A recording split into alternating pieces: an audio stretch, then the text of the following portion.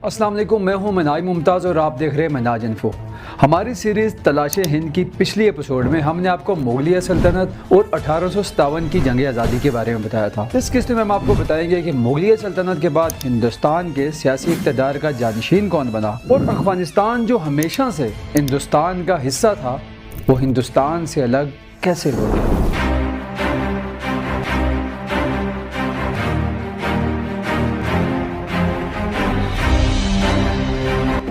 दोस्तों 18वीं सदी में हिंदुस्तान के सियासी इक़्तिदार के 4 मालिक सामने आए, जिनमें 2 हिंदुस्तानी थे और 2 बैरूनी। सुल्तान हैदर अली और मराठे तो हिंदुस्तानी थे, जबकि अंग्रेज़ और फ्रांसीसी बैरूनी थे। दोस्तों 18वीं सदी के निस्फ तक तो ये लग रहा था कि हिंदुस्तान की हुकूमत सिर्फ मराठों के हाथ आएगी और ये ही मुगलिया सल्तनत के जानशीन भी होंगे, क्योंकि 1739 में इनकी फौजों ने दिल्ली फतह कर लिया था। लेकिन ठीक उस वक्त 1739 में ही शमाल मगरब की तरफ से एक और तूफान आ गया और ये तूफान लाने वाले का नाम था नादिर शाह।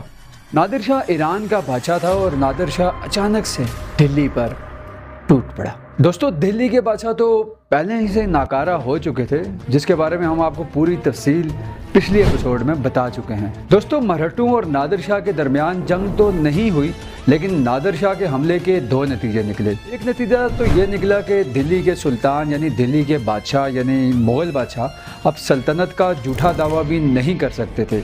नादिर शाह के हमले का दूसरा नतीजा ये निकला, अफ़गानिस्तान जो एक मुद्दत से हिंदुस्तान का हिस्सा चला आ रहा था वो हिंदुस्तान से अलग हो गया और नादिर शाह की ममलिकत का हिस्सा बन गया, जिसके कुछ अरसे बाद नादिर शाह एक मकामी बगावत में अपने ही अफसरों के हाथों मारा गया, जिसके बाद अफ़गानिस्तान एक खुद मुख्तार रियासत बन गई। मराठों को नादिर शाह के हमले की वजह से ज़्यादा नुकसान नहीं हुआ था, बल्कि नुकसान हुआ ही नहीं था।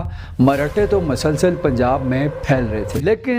लेकिन दोस्तों 1761 में अफ़गान हुक्मरान अहमद शाह अब्दाली ने पानीपत के मशहूर मकाम जहां अक्सर हिंदुस्तान की फैसला कुन जंगें लड़ी गई, वहां पे मराठों को शिकस्त से दोचार कर दिया। यूं मराठा सल्तनत के ख्वाब थोड़े अरसे के लिए ख़त्म तो हो गए, लेकिन वो आहिस्ता आहिस्ता फिर से उभरने लगे और इनने अपनी बहुत सी आज़ाद रियासतें भी कायम कर दी और इन रियासतों ने अब एक जत्था बना लिया जिसका सरदार पूना का पेशवा करार दिया गया। लेकिन मराठों को पानीपत वाली शिकस्त जो अहमद शाह अब्दाली ने दी थी वो शिकस्त ऐसे मौके पर दी गई थी जब ईस्ट इंडिया कंपनी हिंदुस्तान में एक मुल्की ताकत के साथ उभर रही थी। मराठा सरदारों में इत्फाक भी नहीं था, जिसकी वजह से अंग्रेज़ों से एक एक करके वो शिकस्त खा गए। क्योंकि प्लासी की जंग जो 1757 में हुई थी, हकीकत में इस जंग के बाद हिंदुस्तान में बरतानवी हुकूमत का आगाज़ हो चुका था। दूसरी जानिब जनूबी हिंद में अंग्रेज़ों और फ्रांसीसियों के दरमियान जंग जारी थी। वैसे तो ये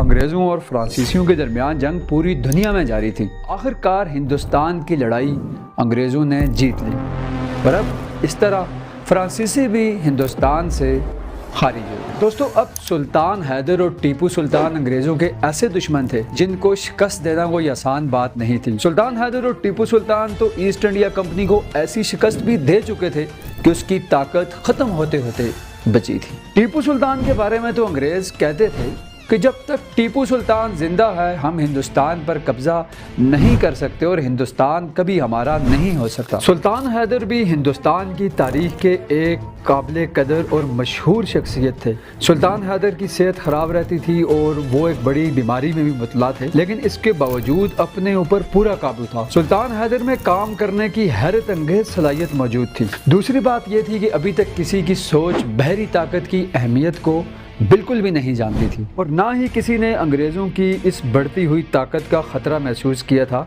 जिसकी बुनियाद ही बहरी ताकत थी। दोस्तों सुल्तान हैदर वो पहला शख्स था जो इस मामले पर बहुत अरसे से गौर कर रहा था और फिर सुल्तान हैदर ने अपना बहरी बेड़ा बनाना शुरू कर दिया, जिसके बाद मालदीव के जजायर को फतह करके इसको अपना कैपिटल बना लिया ताकि समुद्री जहाज बनाना शुरू करे और अंग्रेज़ों के खिलाफ जदोजहद को तेज़ करे। लेकिन इसकी ज़िंदगी ने वफा न की اور وہ کسی مقام پر اپنی فوج کے ساتھ کوچ کر گیا۔ بقول رضوان علی، تم نے وفا نہ کی تو زندگی نے بھی وفا نہ کی، شاید میری زندگی تیری وفاؤں سے جڑی تھی۔ اس کے بعد سلطان حیدر کے بیٹے ٹیپو سلطان نے اس بحری بیڑے کو مضبوط کرنے کی بھرپور کوششیں شروع کر دی۔ ٹیپو سلطان کے شکست کی وجہ کیا بنی؟ جب ٹیپو سلطان زخمی ہو کر گرا تو اس نے ایسا کون سا جملہ کہا جو آج بھی دنیا میں گونجتا ہو؟ اور ٹیپو سلطان کے وزیر میر صادق کا انجام کیا ہوا؟ یہ ہم آپ کو بتائیں گے ہماری سیریز تلاش ہند کی اگلی ایپیسوڈ میں۔ یہ جاننے کے لیے نیچے موجود سبسکرائب کے بٹن پر کلک کریں اور بیل آئیکن کو پریس کر دیں۔ تب تک کے لیے اللہ حافظ۔